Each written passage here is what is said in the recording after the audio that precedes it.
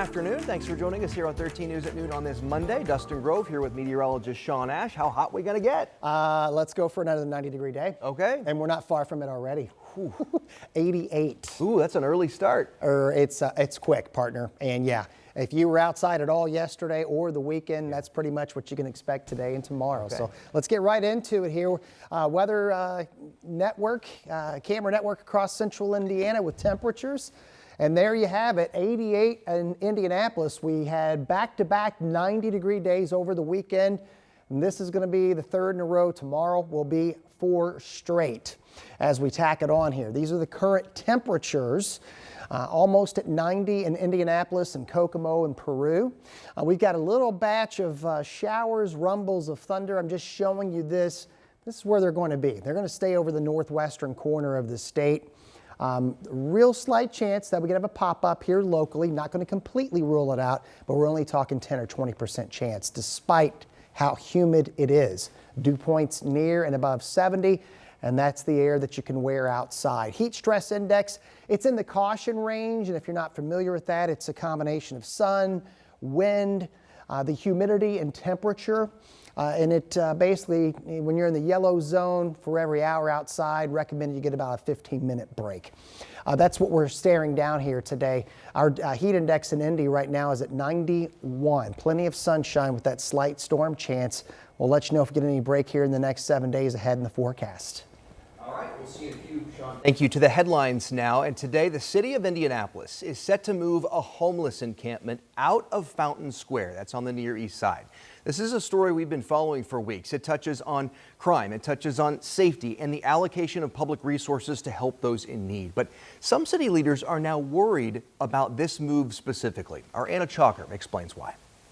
As dozens of tents still line Leonard Street, those who live within this encampment are packing up, ready to be moved. A few weeks ago, the city announced it would be closing the encampment. 13 News has been reporting on the tension between the unhoused people and the Fountain Square residents who live across the street since before this announcement. Neighbors told us over time, tents would go up and people would move in, making some worry about their safety. But they say now they're thankful the city is stepping in. But some, like Pastor David Green, who is on the mayor's leadership council on homelessness, says this move may not be done the right way. We really don't want to see unhoused people just picked up and forced to change zip codes or move a different area, different street, because movement itself is not progress. Right now, that progress includes people gathering their things and using these bins provided by the city.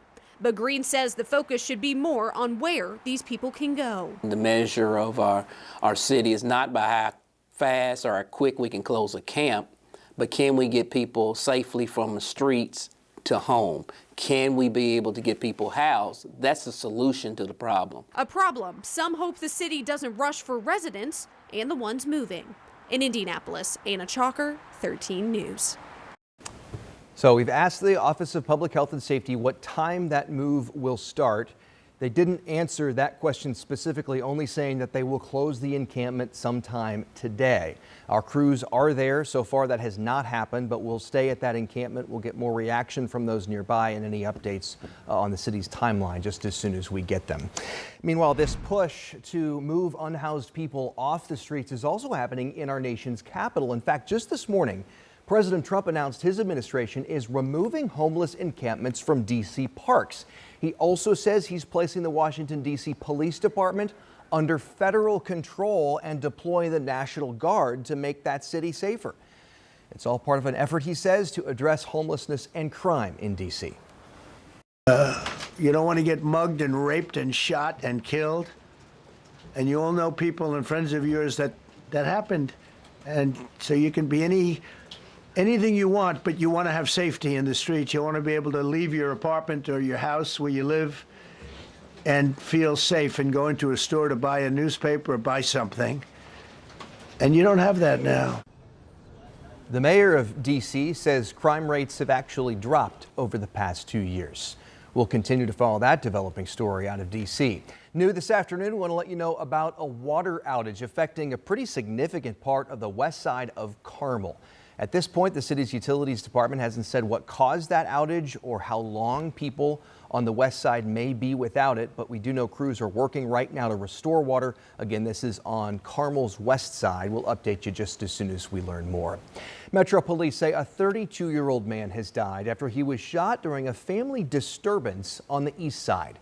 It happened on Oak Avenue near South Arlington and English around 8:30 last night. When officers got to the scene, they found Teddy Chappell in critical condition.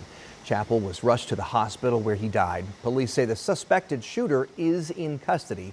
That person's name hasn't been released yet.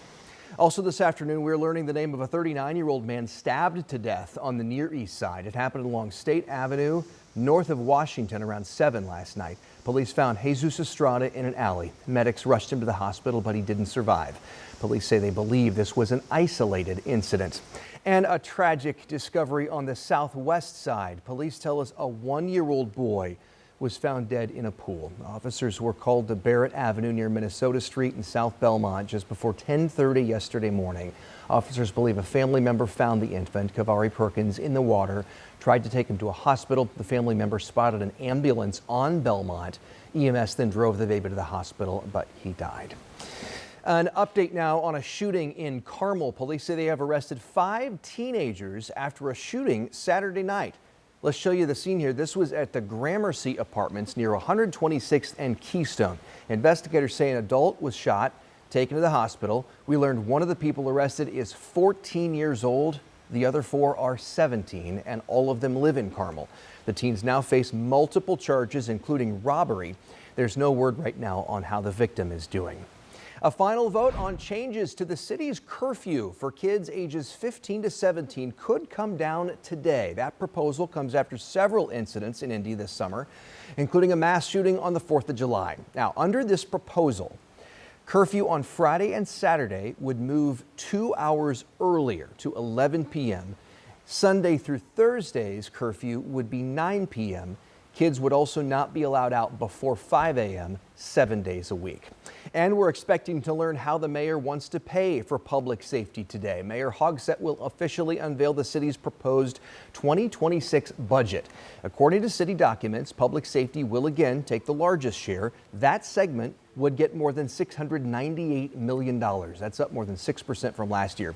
Public Works would get $257 million. Also, the city says the budget does not include tax increases or significant cuts to programming or services.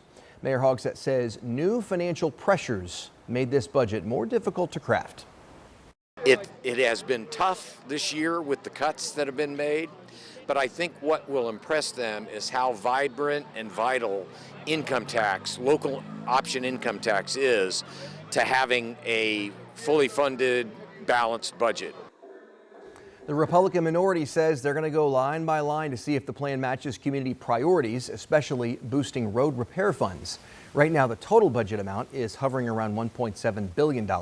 Once the proposal makes it through committees, a final vote in the City County Council is expected later this fall.